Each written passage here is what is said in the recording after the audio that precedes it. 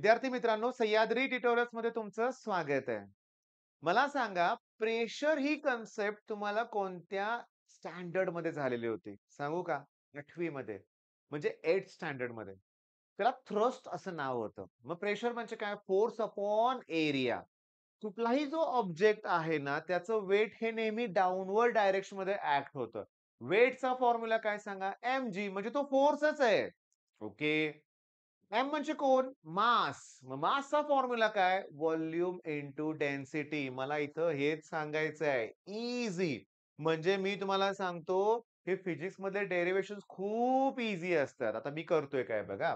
मी इथं असं लिहितो, की प्रेशर म्हणजे फोर्स अपॉन एरिया. ओके. आणि हा फोर्स मला ना ग्रॅव्हिटेशनल फोर्स हवाय. म्हणजे थोडक्यात ते न्यूटन्स लॉ ऑफ ग्रॅव्हिटेशन कडे जाऊ नका. वेट म्हणजेच ग्रॅव्हिटेशनल फोर्स असतो. मग वेटचा फॉर्म्युला mg हा एरिया. आता मास म्हणजे काय मी बोललो तुम्हाला, की व्हॉल्यूम इंटू डेन्सिटी अपॉन हा एरिया आहेच. आता समजा मी सिलेंड्रिकल ऑब्जेक्ट घेतलाय बरं का. मग सिलेंड्रिकल ऑब्जेक्ट जर असेल, तर त्याच्या व्हॉल्यूमचा फॉर्म्युला आहे pi r square h. Pi r square म्हणजेच की एरिया. पाय आर स्क्वेअर म्हणजे सर्क्युलर एरिया ना, cross sectional. Pi r square h rho g upon area. एरियाला एरिया काय होईल? कॅन्सल. मग प्रेशरचं एक्सप्रेशन काय मिळालं? H rho g. ऑलमोस्ट मी एक्सप्लेन केलं की नाही? पण आता मी तुम्हाला सांगतो, या वर्षी येणारच प्रश्न आलाच पाहिजे. Derive expression for pressure exerted due to liquid column 2 मार्काला. ह्याच्यावरती न्यूमेरिकल तर मला पाहिजेच. मी लास्ट इयर पण असं 2-3 व्हिडिओमध्ये बोललो होतो. खरोखर ते प्रश्न आलेच. म्हणजे माझी इच्छा आहे, की हा प्रश्न परीक्षेत यावा. Pressure due to liquid column. Obviously pressure due to liquid column म्हणलं, की मग मी एक लिक्विड कॉलम कन्सिडर करणार. ओके. ही त्याची हाईट आहे.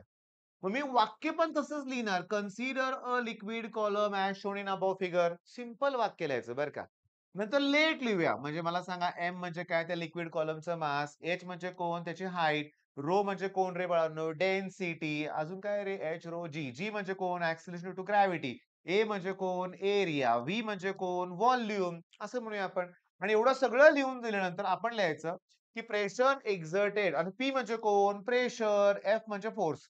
किंवा मग आपण मागाचं एवढं लिहून झालं की नाही? मग लिहायचं, की pressure exerted is given by liquid column is given by force upon area.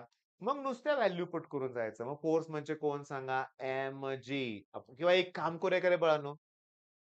मासचा formula volume into density. मग व्हॉल्यूमचा formula pi r square h into A.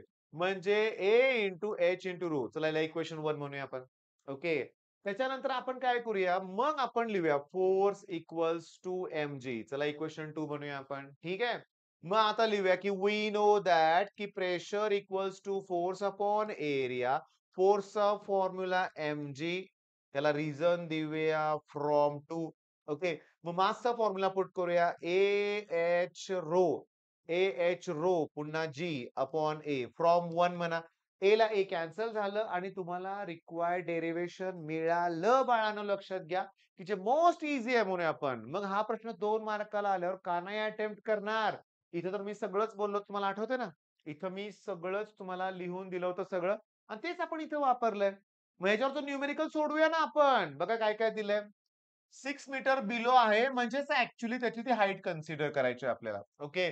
Calculate the pressure म्हणलंय. मग प्रेशरचा फॉर्म्युला काय? एच रो ची हाईट किती metre आहे? 6 metre. Density 1000 kilogram per metre cube. G ची व्हॅल्यू त्यांनी किती दिली? 9.8. मग कशाला लॉग टेबल लागतंय सांगा बघू?